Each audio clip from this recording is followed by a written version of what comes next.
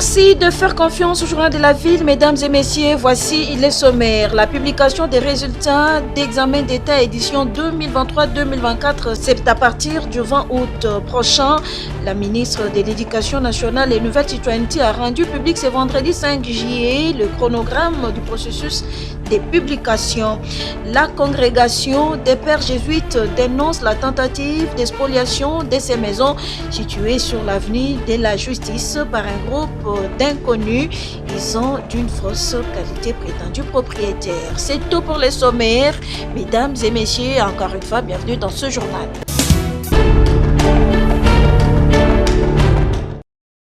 Au-delà d'une visite de courtoisie, la présence du chef de la diplomatie angolaise en RDC est une occasion de passer en revue la relation bilatérale impliquant des accords signés par les deux pays visant le développement et la pacification de la RDC. Le mécanisme que nous avons créé pour renforcer notre coopération, et comme il s'agit de la première rencontre, donc nous aurons sans doute l'occasion d'entrer dans beaucoup plus de détails en ce qui concerne et les questions à l'ordre du jour, les instruments juridiques que nous avons signés et le mécanisme que nous avons créé. D'autant plus que à ce mécanisme participent beaucoup d'autres secteurs, mais nous avons la responsabilité, ma sœur et moi, de faire en sorte que nous accordions le violon de deux côtés. Une démarche qui vient conforter les partenariats entre les deux nations, notamment dans le domaine de la sécurité où l'Angola joue un rôle crucial dans la médiation entre la RDC et le Rwanda en conflit, privilégiant des approches pacifiques pour parvenir à la désescalade de la crise sécuritaire qui mutile l'Est de la RDC. On ne peut pas parler de développement sans parler de la paix. Et donc c'est normal que dans une rencontre comme celle-ci, on ne peut pas ne pas parler de la question qui touche la RDC, qui est la question de l'instabilité, surtout à l'est du pays. Un message fort envoyé aux agresseurs de la RDC, mais aussi à la communauté internationale quant à la détermination de Thérèse Kayikwamba d'engager le front diplomatique pour mettre fin aux hostilités dans la partie orientale du pays.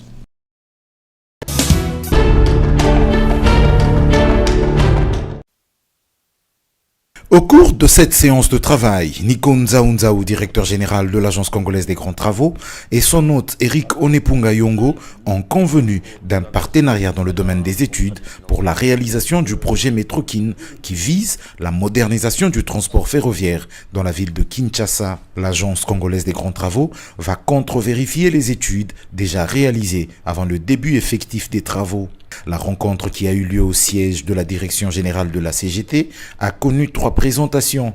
La première, faite par la cellule de visibilité, communication et relations publiques de la CGT, a présenté ce service public avec ses ambitions et atouts. Une deuxième présentation, faite par la direction des études et développement, a mis en avant les équipements dont dispose cette entreprise. La dernière présentation, œuvre du directeur général de Métrokin, a permis à la partie ACGT d'en savoir un peu plus sur les missions de son nouveau partenaire qui vise entre autres à résoudre l'épineuse question des embouteillages à Kinshasa. Eric Onepunga Yongo, dont la structure a déjà bouclé les études du projet, demande donc à la CGT d'en faire une évaluation, étape cruciale avant le lancement des travaux.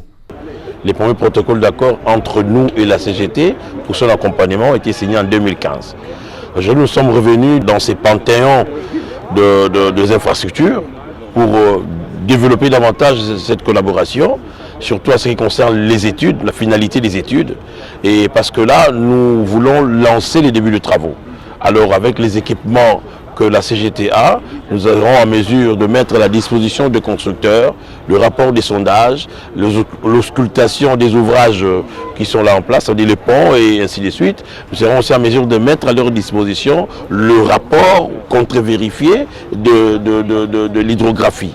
Donc c'est vraiment, nous sommes émerveilleux de voir la richesse, de voir la capacité qu'a la CGT. La première phase du projet Métrokin concerne le tronçon gare centrale aéroport de Ndjili pour 25 km. D'ici quelques jours, les ingénieurs de la CGT vont investir la zone pour faire vivre déjà ce partenariat à CGT Métrokin.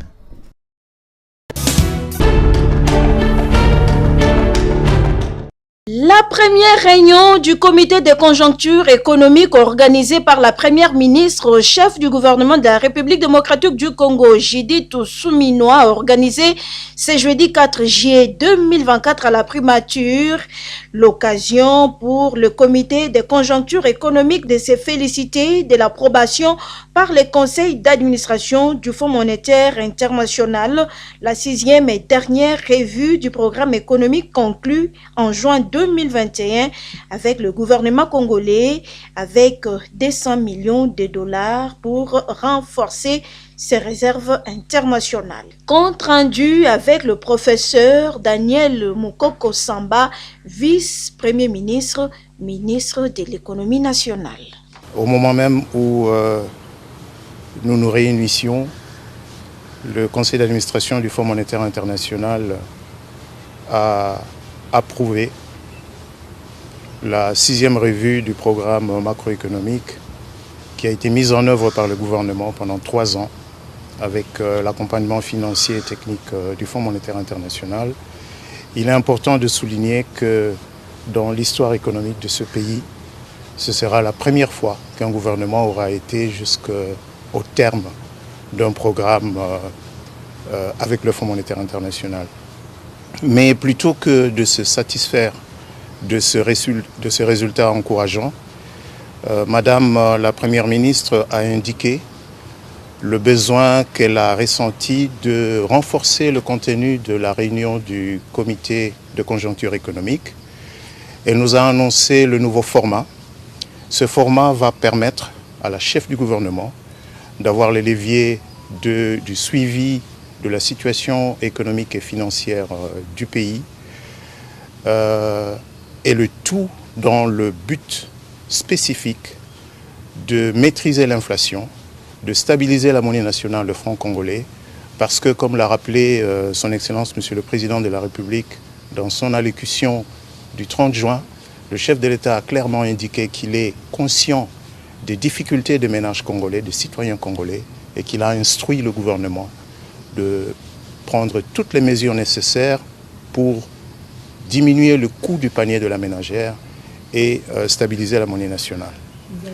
Et à cet effet, justement, une première recommandation a été prise par le comité de conjoncture économique demandant à Monsieur le ministre des Finances et à Monsieur le ministre du Budget de nous présenter la situation à jour à fin juin 2024, la situation des finances publiques de la manière la plus exacte possible, la situation de l'endettement. Le comité de conjoncture économique a exprimé sa détermination à faire preuve de courage politique pour que les mesures essentielles soient prises, tant du côté budgétaire que du côté monétaire, en pleine coordination entre le gouvernement et la Banque centrale du Congo.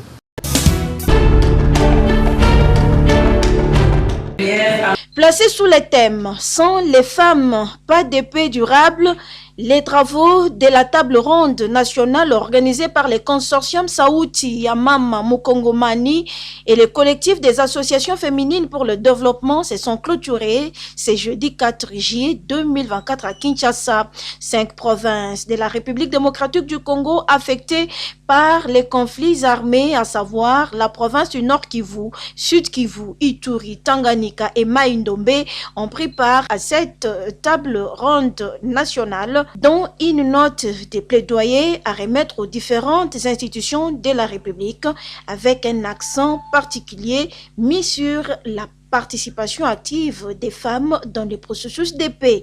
Nelly Lumbulumbu, activiste des droits de l'homme et coordonnatrice de la plateforme Sauti Mukongomani. Après avoir organisé les forums au niveau provincial, nous avons maintenant organisé cette table ronde ici à Kinshasa pour mener un plaidoyer, présenter les résultats des forums provinciaux, de tous les besoins qui ont été identifiés par les femmes en termes de paix et voir comment nous pouvons avoir maintenant l'engagement des autorités pour apporter les changements. parce que nous sommes fatigués avec la guerre.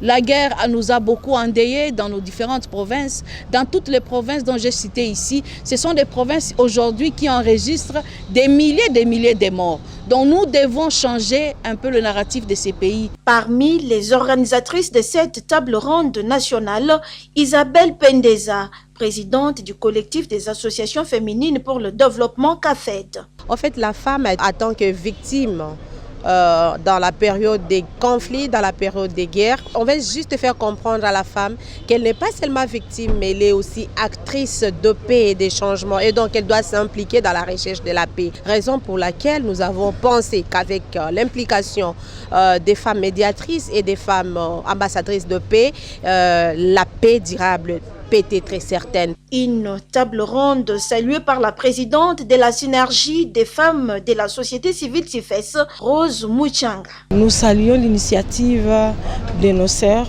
de Goma qui ont pensé réunir les femmes des 5 provinces touchées par les conflits armés.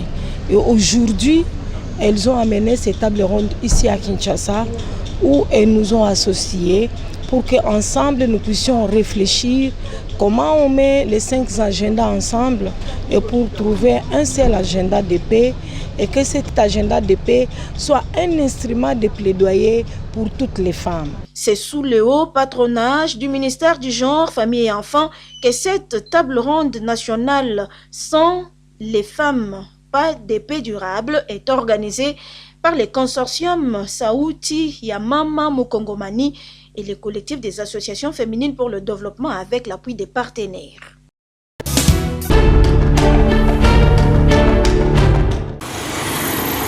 Les organisations membres du sous-groupe DESC, partenaires du Bureau conjoint des Nations Unies Droits de l'Homme, continuent avec la sensibilisation sur le discours de haine au sein des milieux universitaires. Cette fois-ci, ce sont les étudiants de l'Université libre de Kinshasa, ULK, qui ont bénéficié de ces connaissances sur les droits de l'homme et la lutte contre les discours de haine dans la ville-province de Kinshasa. Les responsables de cette alma mater, le représentant du Bureau conjoint des Nations Unies, les étudiants, ont tous rehaussé de leur présence à cette manifestation. Les dépliants des discours de haine en main, l'intervenant du jour, Madame Chantal, a expliqué en long et en large l'importance de bannir la haine dans le milieu universitaire. Nous sommes venus sensibiliser nos étudiants, les futurs cadres de demain, sur les conséquences du discours de haine dans les milieux étudiantins. Parce que nous avons vu que le discours de haine est en train de prendre de l'ampleur et c'est la raison pour laquelle nous sommes venus parmi les étudiants pour leur sensibiliser sur les conséquences de ce discours. Par jeu de questions et réponses, les étudiants de l'ULK ont tiré profit de cette sensibilisation qui a pour objectif rassembler et unifier la jeunesse congolaise. Vous savez aussi mieux que moi ce que la haine peut constituer comme mal dans une université. Ça peut causer beaucoup de dégâts, ça peut empêcher le développement personnel d'un étudiant, n'est-ce pas? Donc c'est une idée, c'est une intention qu'il faut chasser, qu'il faut éliminer définitivement parce que surtout en milieu universitaire, la haine n'a pas sa place. Oui, nous sommes très contentes, partant de l'université, de recevoir ces structures qui accompagnent une vision noble qui est de sensibiliser, disons, la jeunesse estudiantine pour cette campagne qui est dénommée d'une lutte contre la haine tribale dans les milieux estudiantins. Il y a un objectif unitaire et unifiant de pouvoir rassembler le monde afin que nous puissions voir dans un même sens, dans une même vision. Respecter les droits de chaque individu et vivre ensemble sans discrimination raciale et ethnique, cheval de bataille du sous-groupe DESC, Bureau conjoint des Nations Unies.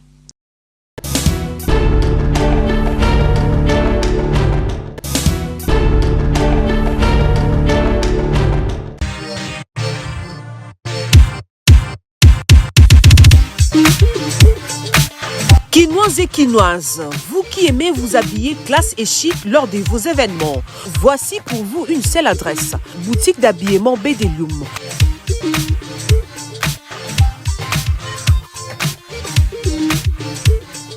Avec ses plus de 20 ans d'expérience dans les domaines vestimentaires, vous trouverez chez Bédélium des vêtements et collections de haute gamme à un prix très abordable nulle part ailleurs.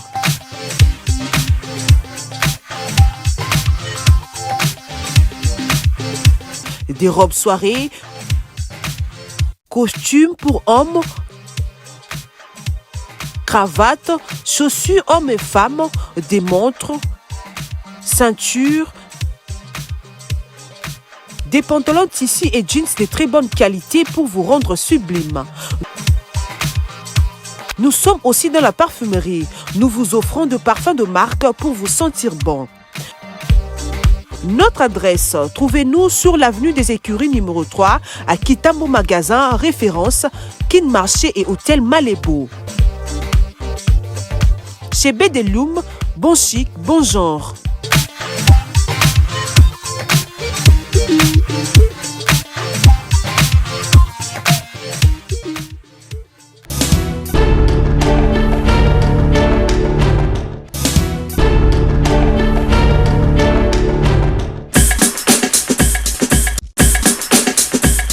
Nous sommes arrivés à la fin de ce journal de la ville, mesdames et messieurs. Merci de l'avoir suivi. Le prochain rendez-vous est fixé pour ce samedi et d'ici là, portez-vous bien.